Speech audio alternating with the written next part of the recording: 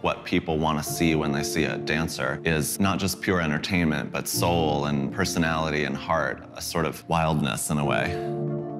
Even though you're gonna always have questions, I think you can investigate and explore through dance. I never predicted how much hard work it is. It takes extreme amounts of training, physical conditioning.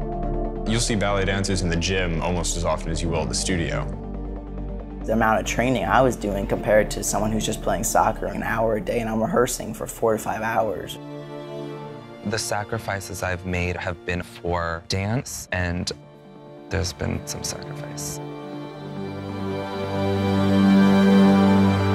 If you're a boy doing ballet, you're considered weak. Are they right? Am I weak? Am I a sissy? Is this feminine? It got so bad that I ran away from school one day. I couldn't deal with any of what I was subjected to anymore. People call me gay, a fag, sissy. And all the kids would laugh and think it's so funny. This other gentleman pulled a knife, and Alessandro was held at knife point.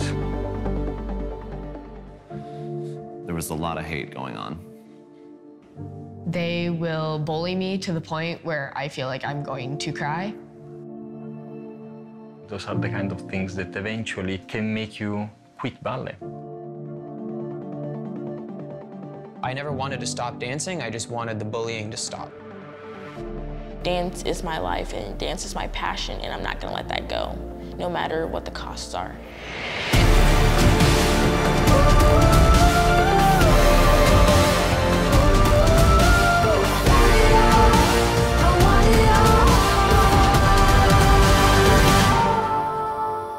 We should be looking to these examples of athleticism, of grace, of artistry with awe and wonderment.